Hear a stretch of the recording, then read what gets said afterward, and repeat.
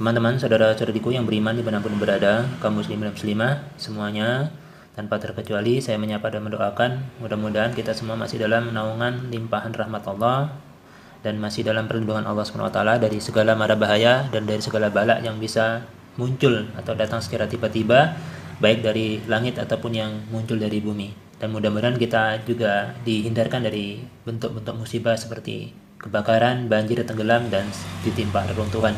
Dan mudah-mudahan kita juga dijauhkan daripada fitnah-fitnah yang terjadi di malam hari dan di siang hari, dan juga daripada fitnah Masih Dajjal di akhir zaman nanti.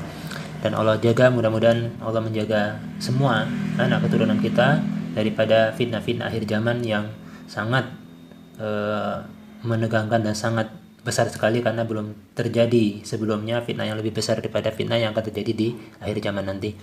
Karena syariat ini sudah sempurna, maka kejahatan pun sempurna pula di akhir zaman ini. Tidak tersisa satu jenis kejahatan pun di masa lampau yang tidak pernah terjadi pun terjadi di umat Rasulullah SAW ini.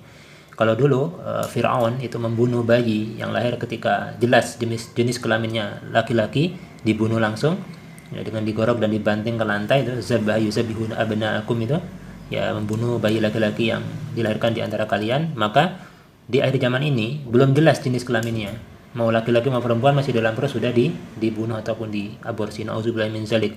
Mudah-mudahan Allah menjaga kita dari perbuatan yang demikian, dan jangan sampai anak keturunan kita juga melakukan sifat-sifat atau perbuatan yang sangat tidak terpuji dan dilarang dan berdosa besar di dalam penilaian Allah SWT. Izinkanlah teman-teman, pada kesempatan kali ini saya ingin berbagi kembali, kali ini di kitab Al-Muwatta Imam Malik di halaman 677, di kitab yang ke-56 dalam kitab Muwatta Imam Malik ini, urutannya 56 ini, yaitu kitab tentang kalam ya, kitabul kalam, kitab tentang perkataan atau ucapan. Bab yang pertama nih, yaitu babu mayakrahu minal kalam, bab yang menjelaskan tentang makruhnya atau dibencinya perkataan ya. Jadi perkataan apa yang dibenci oleh Allah Subhanahu wa taala atau sesuatu yang dimakruhkan. Langsung saja kita baca redaksi hadisnya. Hadis yang pertama, bab yang pertama di kitab yang ke-56, yaitu kitab tentang ucapan atau perkataan.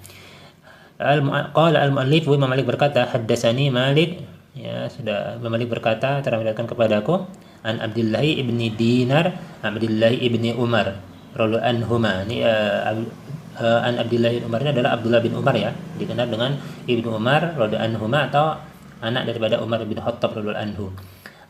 Anna Rasulullah sallallahu alaihi wasallam, bahasanya Rasulullah sallallahu alaihi wasallam, sungguhnya Rasulullah sallallahu alaihi wasallam pernah bersabda, qala man qala la akhihi kafirun, ya, siapapun atau barang siapa yang berkata kepada saudaranya kafir, wahai kafir. Dalam riwayat Imam Muslim dan Imam Al-Bukhari disebutkan juga, jika seseorang berkata kafir atau wahai kafir, faqad ba'a biha ahaduhuma, nah, maka sesungguhnya ucapan itu akan kembali kepadanya atau akan kembali kepada salah satu, ahaduhuma, salah satu di antara keduanya.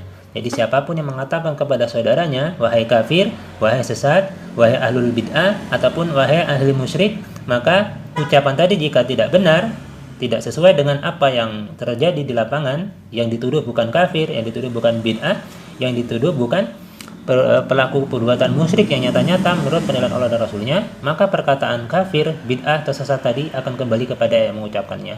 Mudah-mudahan video atau hadis pendek yang saya bacakan pada kali ini bisa menjadi pengingat bagi diri saya pribadi dan juga bagi yang menyimak ini. Hati-hati terhadap kaum golongan yang mudah mengkafirkan atau mudah memusyrikan orang atau mudah menuduh sesat kepada kelompok lain yang tidak sepaham dengan mereka. Maka kelompok-kelompok seperti ini berpaham dengan takfiri, mudah mengkafirkan, mudah menyesatkan. Jadi hati-hati ketika kita mengatakan kafir, satu kalimat ini, maka dia akan lari ke langit. Kalau tidak menemukan pemiliknya, maka kalimat ini akan turun ke bumi. Kalau tidak menemukan pemiliknya lagi, dia akan kembali kepada kita yang mengucapkan kalimat ini. Jadi siapapun yang mengatakan kafir, ataupun ahlul bid'ah, wahai kamu ahli bid'ah, ataupun wahai kamu ahli musyrik, pasti kalimat itu akan kembali kepada dia atau di antara keduanya tadi, yang mengucapkan atau yang dituduh. Wallahu a'lam bishawab. Wassalamualaikum warahmatullahi wabarakatuh.